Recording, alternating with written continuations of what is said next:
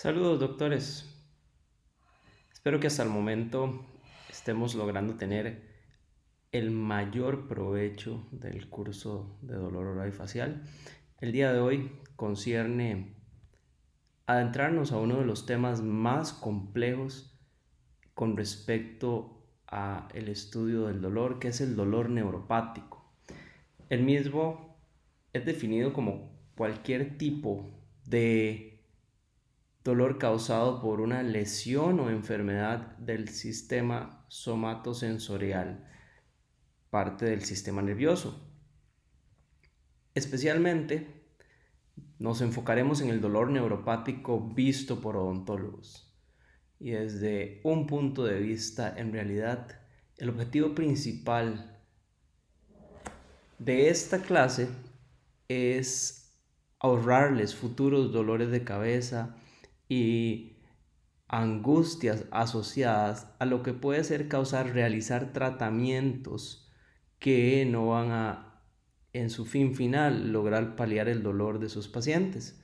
Dentro de nuestros objetivos, en esta serie, en esta clase que la vamos a dividir en 4 videos, va a estar describir las características generales sobre el dolor y dolor neuropático. Vamos a analizar los diferentes tipos de dolor neuropático visto por odontólogos y no como apartado individual, sino dentro de las mismas descripciones, vamos a conocer un poco sobre el abordaje integral terapéutico, pero enfocándonos más en el diagnóstico, porque muchas veces la zona más compleja en el dolor neuropático es lograr tener un diagnóstico.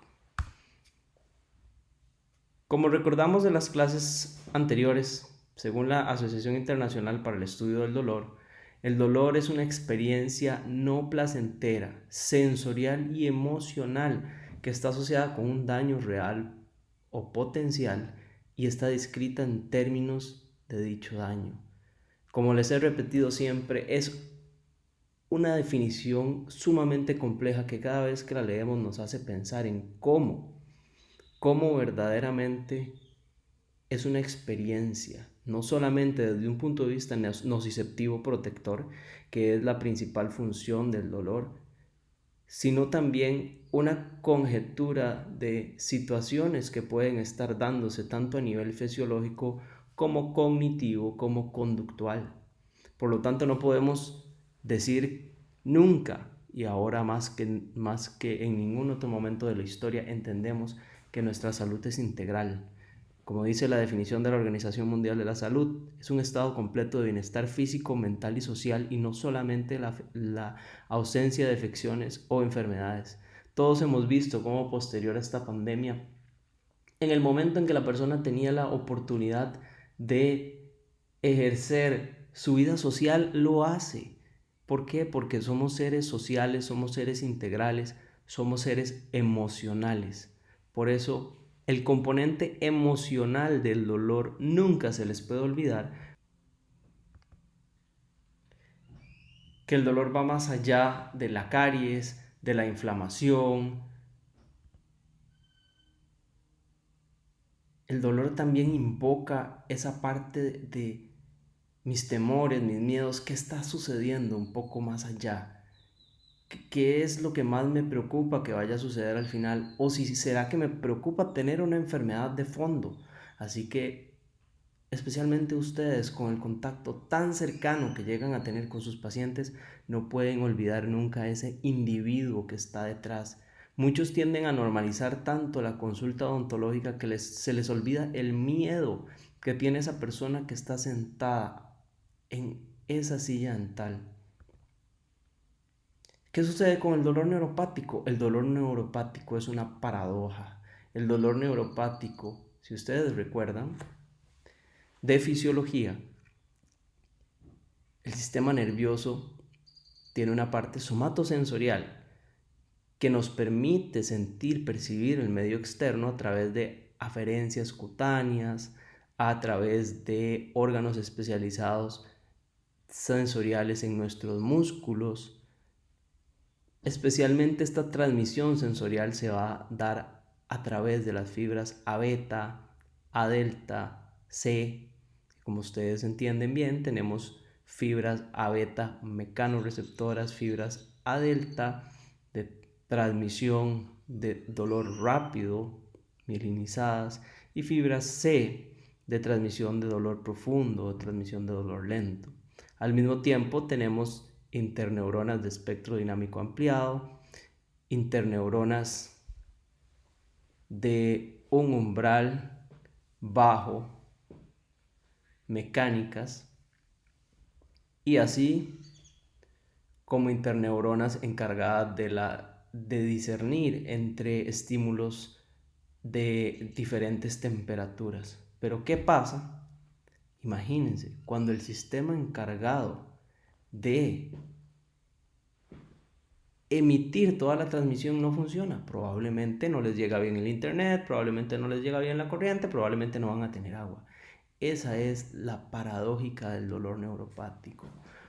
Porque si nos vamos nuevamente al principio de toda la transmisión desde un punto de vista muy mecánico, recordemos que tenemos la neurona aferente primaria, tenemos en el asta dorsal de la médula espinal un primer relevo, tenemos ahí interneuronas, montones de interneuronas que pueden jugar un papel para que ascienda a través del tracto trigeminotalámico, lemnisco medial, hasta el tálamo, especialmente la zona ventrolateral, en donde vamos a tener nuevamente interneuronas jugando un papel para luego tener la tercera neurona que va a llevar esto a la corteza somatosensorial primaria y secundaria y lo va a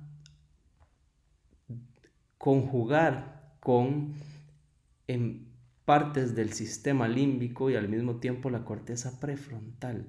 Entonces tenemos muchísima interacción, muchísimas cosas que pueden en estos momentos de cierta manera fallar. Más bien muchos nos ponemos a pensar en algunos momentos cómo en realidad es tan poca la incidencia en general de dolor neuropático orofacial para la cantidad de procedimientos bruscos que hacemos en una zona tan altamente inervada y tan sensible. Solo la colocación de un bloqueo alveolar inferior es casi el análogo a una anestesia epidural. Piensen cuántos bloqueos mandibulares hacen los colegas o han hecho ustedes que ya han hecho prácticas. Pero bueno, regresando un poco a la base, primero tenemos que entender muy bien que el dolor es de carácter protector nociceptivo, es decir, la nocicepción existe para protegernos.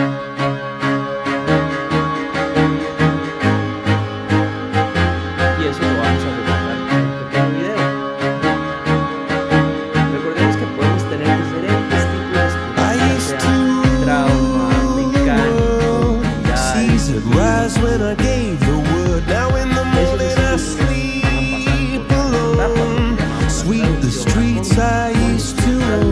percepción y modulación. El número 1, esas neuronas aferentes primarias, así es la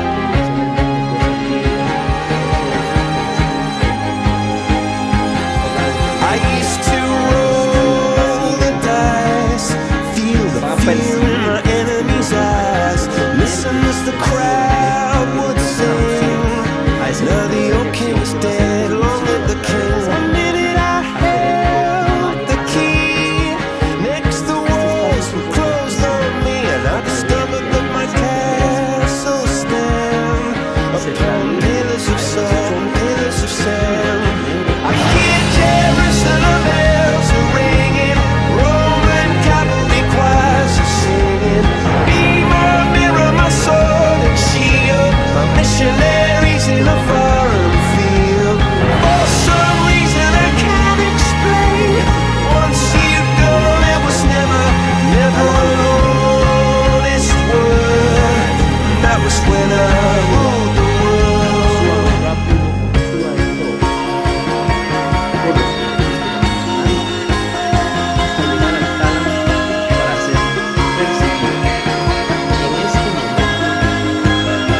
It was the wicked and wild wind, blew down the doors to let me in, shattered windows and the sound of drums. People couldn't believe what I'd become. Revolutionaries wait for my head on a silver plate, just a puppet on a lonely string. Oh, who would ever wanna be king? I hear Jerusalem bells ringing, Roman cavalry choirs are singing. A ese estímulo final.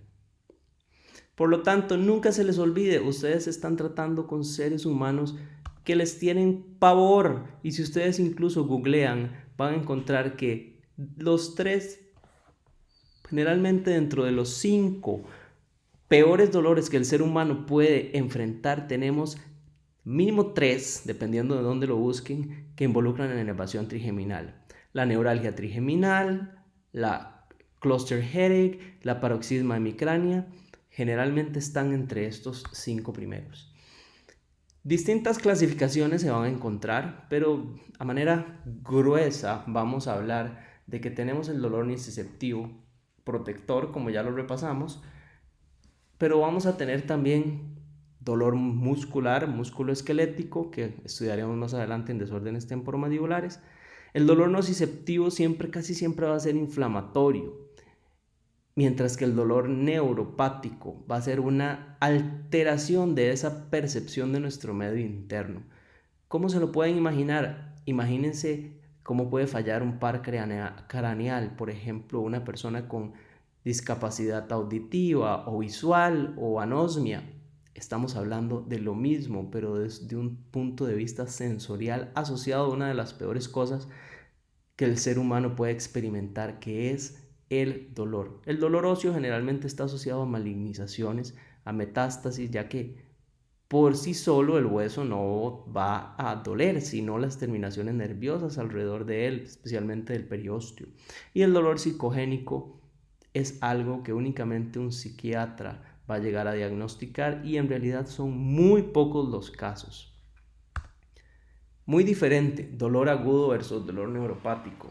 Dolor agudo va a involucrar toda esta cascada inflamatoria que ya conocemos, la liberación de ácido araquidónico, el ciclo de la ciclooxigenasa, que produce eukosanoides con liberación de histamina, leucotrienos, bradykininas, que van a permitir la apertura del endotelio, aumento de la quimiotaxis, vasodilatación, edema, eritema, transudado, que ustedes ya han estudiado en otros momentos en odontología, porque es el dolor más común que vemos. El dolor neuropático va a ser otra historia completamente diferente. El paciente puede decir que está inflamado porque así lo percibe, y ustedes no van a ver ningún signo clásico de la inflamación. ¿Cómo vamos a distinguir generalmente estos tipos de dolores? Recuerden lo que ya estudiamos, una buena historia de dolor, nuestro Sócrates. Pero también tengamos en cuenta que generalmente el dolor neuropático es de carácter crónico. Difícilmente un paciente llega a ser diagnosticado con dolor neuropático con una semana de tenerlo, porque ya ahí estamos hablando generalmente de carácter más agudo del dolor. Y es bueno reflexionar que el dolor neuropático, como veremos pronto en la descripción, se presenta por lo menos en un 10% de la población mundial, mientras que el dolor crónico de cualquier tipo en alrededor de 1/3 de la población mundial. Vean que aquí hay una interdigitación, porque el dolor musculoesquelético crónico tiende a ser el tipo de dolor crónico más común que vemos, y probablemente mucho de este dolor musculoesquelético crónico llega a tener un componente neuropático, porque ya empieza a haber una disfunción de la modulación del dolor. Entonces hay una interdigitación de ambos. Mientras que el dolor neuropático puro, únicamente neuropático, se habla de que es apenas una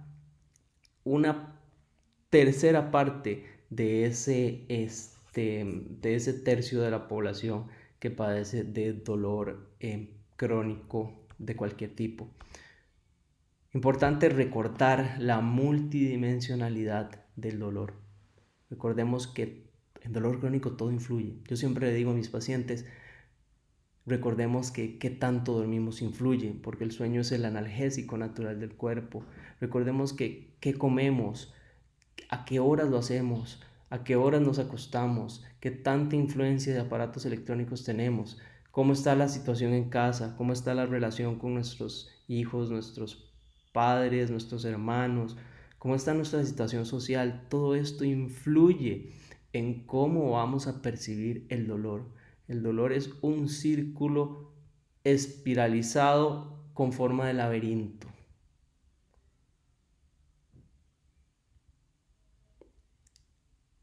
Y la inervación trigeminal es una de las zonas más convulsas para la percepción de los estímulos dolorosos.